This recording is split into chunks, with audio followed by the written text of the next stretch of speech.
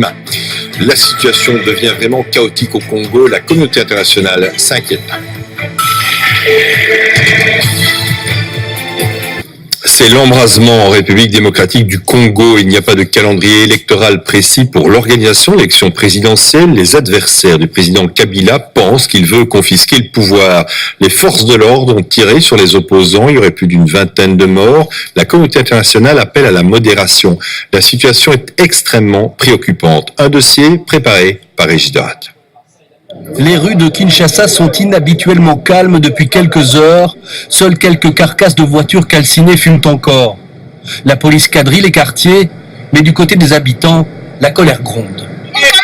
Obama quitte bien le pouvoir, lui. Son mandat est fini et il s'en va volontairement. Pourquoi Kabila ne suit pas l'exemple d'Obama ? Après 2 jours de manifestations anti-Kabila, les opposants comptent les coups et malheureusement les morts. Ils les ont tués. Ce n'étaient que des gardiens d'immeubles, mais ils les ont tués. Les autres sont à l'hôpital. Mon mari a été tué aussi. Les partis d'opposition ont vu leurs locaux incendiés. Les témoins expliquent que ce sont des hommes en armes qui ont mené l'attaque. Ils accusent la garde rapprochée du président Kabila. Avec des obus, avec des lacrymogènes, avec des sens, on a incendié presque tout. Ça. C'était les GR, ce n'était pas la police. Le rassemblement lundi avait pourtant été annoncé comme une manifestation pacifique. Même si tu prenais 10 à 20 ans, tu n'es plus président de la République. Même les pierres, même la terre, même les ciels n'ont plus confiance en toi. Même les ancêtres n'ont plus confiance en toi. Mais la marche a très vite tourné à l'affrontement, à la répression. Nous sommes au cœur de la ville, sur le boulevard Triomphal, près du Palais du Peuple et du Stade des Martyrs, juste en face du siège des partis d'opposition. La police tire à balles réelles sur la foule, c'est la débandade. Mais pour les autorités congolaises, les forces de l'ordre ont pris pour cible les pillards qui s'en prenaient aux biens publics et aux boutiques. Le gouvernement ne fléchira pas devant les intimidations des maîtres chanteurs qui redoutent les issues électorales qui pointent à l'horizon.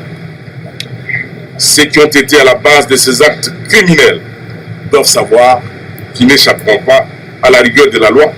Pour les forces d'opposition, le bras de fer est lancé irréversiblement. Le peuple est invité à poursuivre sa mobilisation jusqu'au départ de M. Kabila. Quel qu'en soit le prix. Quel qu'en soit le prix. Parce que c'est la seule forme de pression que nous avons contre le pouvoir. La communauté internationale est très inquiète. Et depuis l'Assemblée générale de l'ONU, le chirurgien congolais Denis Mukwege en appelle à la responsabilité du président Kabila. Si le président de la République veut détendre la situation, donc en se prononçant clairement qu'il n'est pas candidat, peut-être que ça peut permettre à ce que les partis politiques puissent aussi mettre un peu de l'eau dans leur vin et qu'on peut sauver des vies humaines. La Belgique, elle, menace. On ne fera pas de nouvel accord de coopération avec les RDC avant que les élections aient eu lieu d'une manière convenable. Tout le monde attend donc, à présent, que le président Kabila sorte enfin du bois.